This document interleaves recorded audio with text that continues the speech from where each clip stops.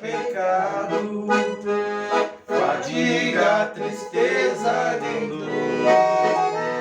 Não há coração quebrantado, pois todos são cheios de amor. As nuvens da vida terrestre não podem sua glória ofuscar. No reino de gozo celeste que Deus veio pra mim preparar. Irei eu pra linda cidade, Jesus me dará um lugar. Os crentes de todas as eras a Deus hei de sempre louvar. Os céus serão pra saudade da glória que lá hei de ter. Oh, que glória eu vou ter quando vi meu Senhor rodeado de grande esplendor. Pagar não é necessário a casa que lá hei de ter. Meu eternal resguardo no céu jamais se romper. Mas viverei em pureza, aflito no meu santo lar. Ali há bastante riqueza, da qual poderei desfrutar. Irei eu pra linda cidade, Jesus me dará um lugar. Os crentes de todas as eras a Deus hei de sempre louvar. No céu tenho muita saudade da glória que lá hei de ter. Oh, que gozo vou ter quando ouvir meu Senhor rodeado de grande esplendor. No céu o mundo é banido e temos não hão de passar. Sepultos jamais serão erguidos, lá mortos não vão encontrar. Os velhos serão transformados, mudados nós vamos ficar. Mas muitos dos céus espalhados, no céu para sempre brilhar. Irei eu pra linda cidade, Jesus me dará o lugar. Os crentes de todas as eras a Deus hei de sempre louvar. No céu tenho muita saudade da glória que lá hei de ter. Oh, que gozo vou ter quando ouvir meu Senhor rodeado de grande esplendor. Amém. 289.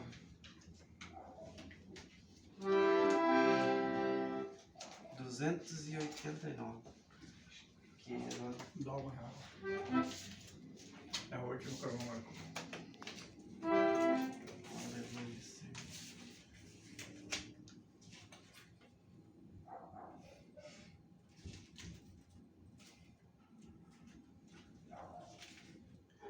Quão glorioso cristão é pensar na cidade que não há igual. Onde as ruas são de ouro jaspe e as ruas de ouro e cristal. Pensar como será glorioso ver-se-á triunfar multidão, acantando aguarda a chegada dos que vencem a tribulação. Pensar como será glorioso ver o fim da vida e luz, cujas vargens montadas de trigo são a glória do nosso Jesus. Haverá a perpétua glória, pois Deus mesmo iluminará. E o Cordeiro com sua esposa, noite e dia resplandecerá. Estará celestial melodia, e a terra encherá de beleza, e das harpas e a doce harmonia.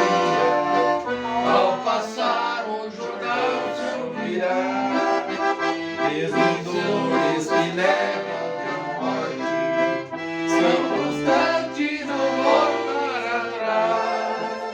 Da esperança do eterno morte, é Jesus o fiel ouvirá. Se glorioso pensar nas grandezas, nos prazeres que acolhem aqui, qual será desfrutar as riquezas que esperam os salvos ali. Os empregos do mundo não podem ofuscar essa glória de além.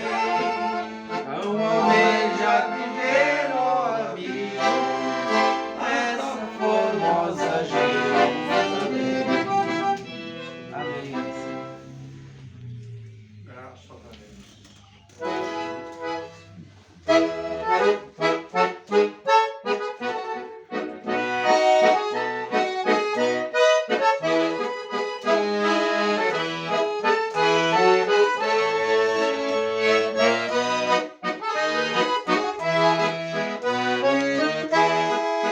Quero celebrar o cenário do nosso amado Deus forte, que venceu o adversário antes e depois da morte.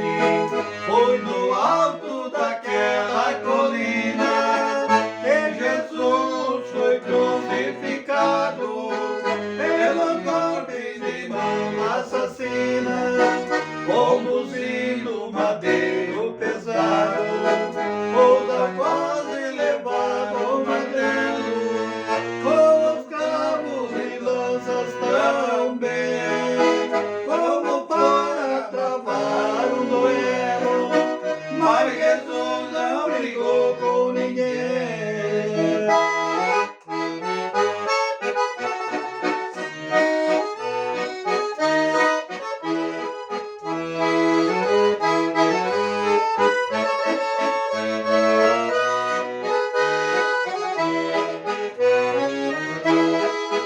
Elevado entre o céu e a terra, foi o meu Jesus pendurado.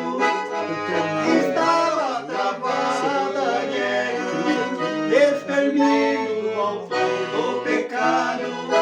Foi no alto daquela colina que Jesus foi crucificado pelos golpes de mãos assassinas, conduzindo madeiro pesado, ousa quase levar o martelo, como os cravos e lanças também, como para travar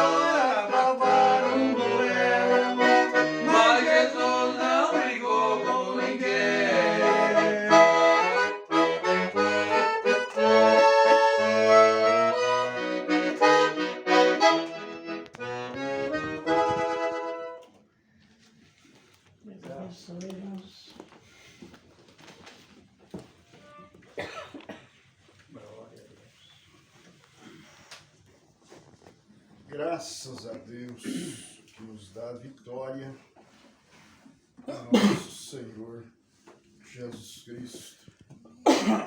Vamos nos pôr de pé, irmãos. Nós estamos aqui na casa da irmã Alice, num culto de família. A irmã Alice está com quantos anos, irmã? 85, eu falei. 85 anos. Faz uns 30 anos que eu batizei a irmã Alice. E para aqueles que se gabam tanto de ir lá em Israel e se batizar no Rio Jordão, eu não fui lá em Israel, mas batizei ela no Rio Jordão. Graças a Deus. Então, e a batizei no nome do Senhor Jesus Cristo. E Glória a Deus. Glória. Deus, pela sua graça, tem mantido de pé na fé, uma fé inabalável, uma fé que não se abala, que não é agitada por ventos de doutrina, uma fé que não é como uma folha que hoje está aqui, amanhã está ali, não. Sempre firme e constante.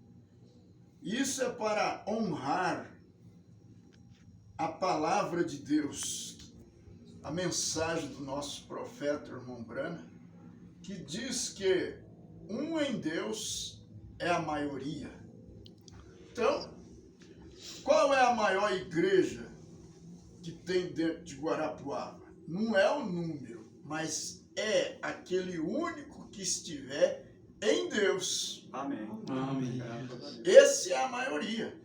Isso está na mensagem, me parece que a igreja, sua condição, se não me falha a memória, o parágrafo 46, quando os evangelistas estavam se gabando de, naquele ano, ter trazido tantas mil almas, e outros se gabando que tinham trazido mais do que o outro, e aquilo estava virando uma competição. E o profeta disse, isso não é importante. O importante é se perguntar, é você fiel a Deus? Aí ele conclui dizendo, em Deus é a maioria. Aleluia. Glória a Deus. Diante de Deus. Aí é que tá. Porque pouco adianta ter milhares e todos eles fora de Deus. Verdade. Na verdade, nem existe diante de Deus. Mas, vamos dizer assim, eu sempre digo, volto a repetir, que aquela viúva em Israel, aonde Elias foi enviado, ela era a maioria. Porque Deus estava lá dentro da sua casa. Amém. Então, é assim que se tem que se crer, né? Quando Paulo chegou em Éfeso e pregou ali, Deus abriu o coração de Lídia para crer, e ela foi batizada no nome do Senhor Jesus Cristo, aquela mulher era a maioria. Por quê? Maioria para Deus.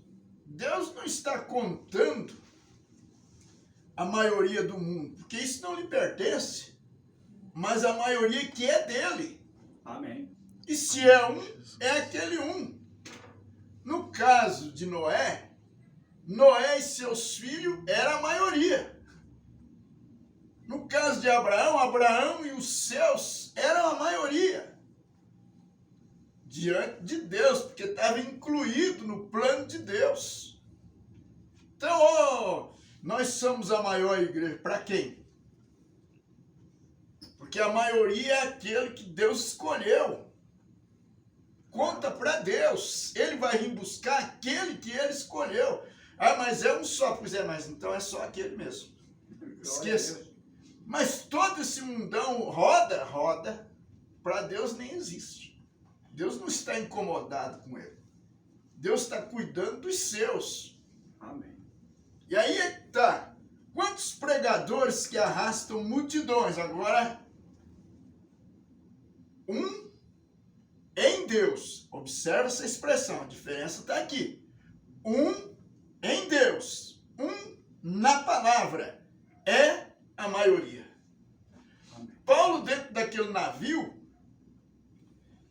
ele era a maioria. navio não afundou por causa dele. Glória a Deus. Deus segurou o navio por causa dele. Então ele era a maioria. Então, irmãos, é duro, né? Às vezes as pessoas, se você não tiver a mensagem, uma revelação da palavra, você lá onde você mora, eu sou o único crente da mensagem, você é a maioria lá naquele lugar, para Deus. Se você é um crente revelado, você é a maioria ali. Não importa o que aconteça. Oh, que coisa, né? É maravilhoso isso. Aqui em Timóteo, no capítulo 4 de 2 Timóteo, Paulo diz assim: conjuro-te, pois diante de Deus e do Senhor Jesus Cristo, que há de julgar os vivos e os mortos, na sua vinda e no seu reino, que pregues a palavra, instes a tempo fora de tempo, corrijas, repreendas, exortes, com toda longanimidade e doutrina. É isto. Então, não tem que, vamos dizer assim, se envolver com quem não suporta a sã doutrina, né? Mas você se envolva com a palavra de Deus. Bom, Brana, aqui na mensagem, ele diz assim, no parágrafo 52 desta mensagem que estamos lendo, ele diz: assim, a águia voa muito mais alto do que qualquer outro pássaro. Podemos sentar, irmãos? E não há olho como o da águia. Falcão nem tem chance com sua visão. E o falcão não poderia suportar a altitude em que a águia pode voar. Ele morreria. Ele não tem a estrutura que a águia tem. Agora, o falcão é um pássaro. E também os outros pássaros. Mas a águia foi feita assim, porque é um pássaro de grandes altitudes. E pode subir tão alto que consegue ver coisas que outros pássaros não conseguem. Porque está mais alto. E Deus, ao fazer a águia, a fez com esse propósito. Porque seu ninho fica mais alto que os outros. Seus filhotes estão lá em cima no ninho, se alimentam no chão. E se alimentam no chão, então para ver a tempestade ou problema chegando, para sobreviver a águia tem que subir mais alto para proteger seus filhotes. E Deus comparou o profeta à águia. O que faria parte da estrutura de um profeta? Ele é um vidente que no espírito sobe além da emoção da igreja. Vai além do ritmo da música. Vai além das palmas. Vai além do regozijo entre os santos. Vai além de tudo isso. Deus o faz subir em um estado solitário. Então, ele abre os olhos dele e o deixa olhar em volta e ver coisas que estão por vir. Então, o faz descer entre os membros do corpo para lhes predizer o que está em formação.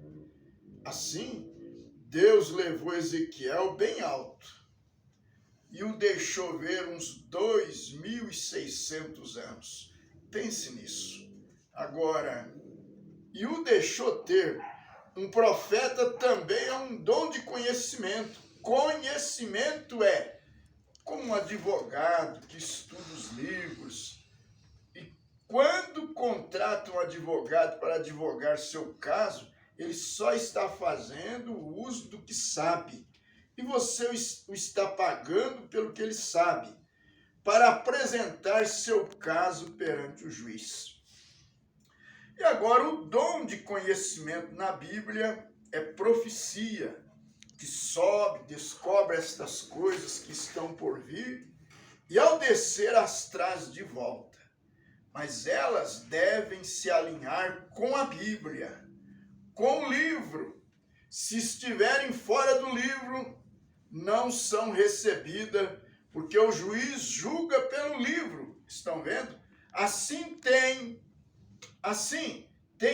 de estar na palavra.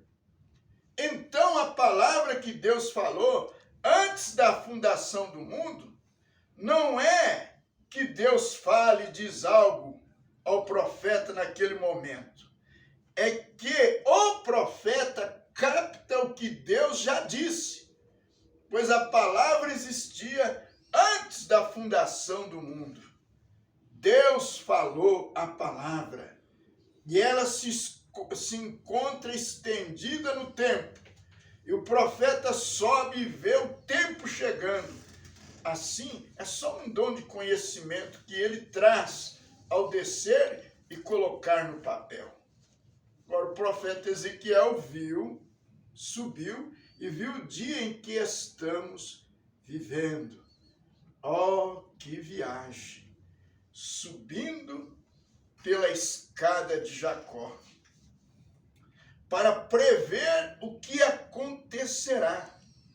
E ao descer, ele traz nestes últimos anos, os últimos 2000 anos, sendo que Ezequiel viveu uns 600, 800 anos antes da vinda de Cristo. Eles tinham coração de pedra. Exatamente isso. Como está lá em Ezequiel capítulo 36, dizendo que tiraria aquele espírito ruim e daria um novo espírito, e colocaria um coração de carne. Oh, Deus faz isso com os seus filhos, exatamente, dando um espírito. Primeiro Deus limpa esse espírito, dando um espírito bom para ele, porque a pessoa muitas das vezes ele vem a Cristo, mas ele tem um espírito tão mau nele que ele não consegue conviver nem com ele mesmo. E então precisa que Deus renove, lhe dê um espírito novo. Isso é o espírito do homem, para que ele possa pelo menos ter paz consigo mesmo, poder conviver consigo mesmo e com os demais. Mas depois Deus diz: e derramarei do meu espírito. Agora o Espírito Santo descendo sobre esse espírito que foi mudado. E então Deus pode selar aquele coração. Veja, Ezequiel era uma águia e ele estava vendo tudo isso por acontecer. Eles tinham um coração de pedra, e isso era, o Espírito Santo não podia entrar naquele coração. Você sabia que o coração dos apóstolos de Cristo foram mudados de um coração duro para um coração onde o Espírito Santo podia entrar? Não tinha como entrar naquele coração porque era pecaminoso. Aí é que está a coisa. Deus muda o coração do eleito. Quando ele vem, o profeta diz: e só havia a expiação do sangue de um animal que se encontrava entre aquele coração de pedra e o Criador. Mas quando aquele sangue animal sendo substituto, naturalmente, mas apenas sombra ou tipo do verdadeiro sangue que viria, sendo que a vida na célula de sangue era a vida de um animal, a qual não podia coincidir com o espírito humano, porque a vida animal não tem alma, mas a vida humana tem alma, de modo que não podiam se misturar. Quando Cristo veio e morreu, agora o sangue de Cristo, que foi derramado no Calvário, dentro daquela célula de sangue está a própria vida de Deus, está vendo? Note, então o adorador chega diante de Deus com este sangue apropriado.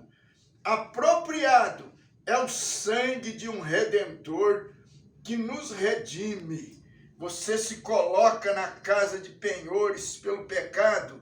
Adão o colocou na casa de penhores, mas Cristo veio e ele é o seu redentor e você pertence a Cristo.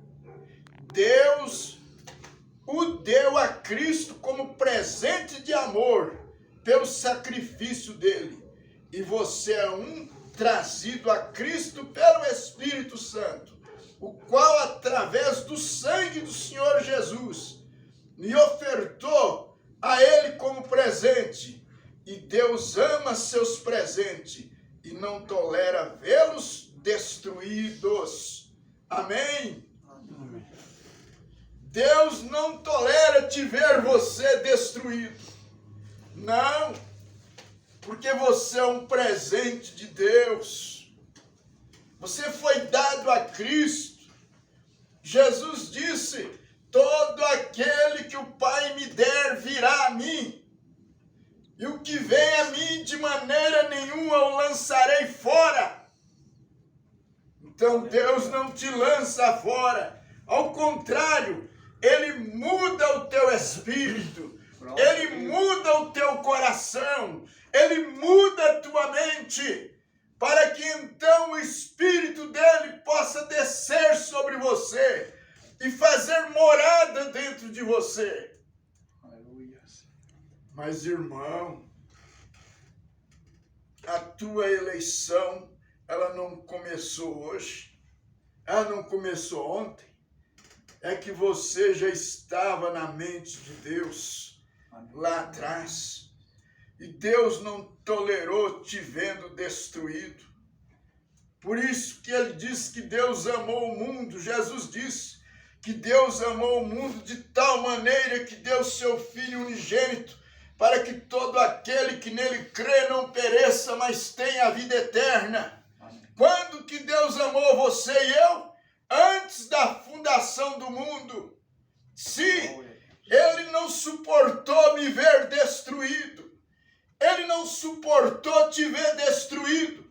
E Ele enviou o seu Filho para derramar o seu sangue, para nos levantar do pecado, para nos colocar de pé em sua presença, nos tirar da casa do penhor. Nós estávamos empenhorados, mas Cristo veio e nos resgatou. Então estamos livres pela graça de Deus. Somos merecedor? Não, não merecemos. Mas isso foi obra e graça do Espírito de Deus. Amém. Aleluia. Deus tem te salvado. Deus tem te comprado com o seu sangue. Ele não vai suportar ver um de seus filhos destruído pelo pecado. Ele nunca suportou, mas enviou socorro para levantá-los, para resgatá-los. Que Deus te abençoe, no nome de Jesus Cristo. Deus te dê força para caminhar, para não ficar prostrado no caminho, mas para ir em frente e seguir avante nesta palavra. Deus te abençoe. Vamos nos pôr de pé. Amém.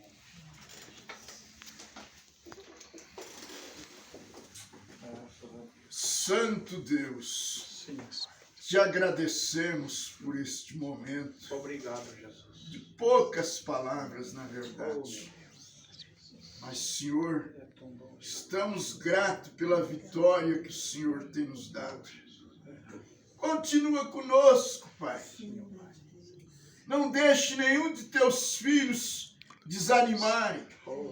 Nós oramos neste momento pelo irmão Josias, por tantos outros, Pai. Pedimos a sua graça a favor, mesmo aqueles que estão mergulhados no pecado.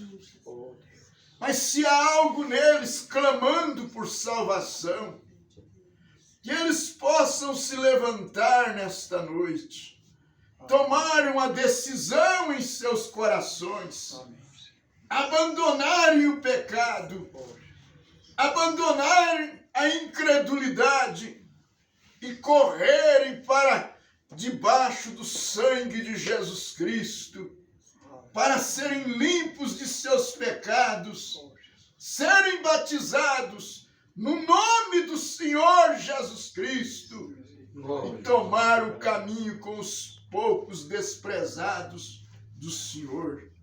Deus vos abençoe em nome de Jesus. Amém.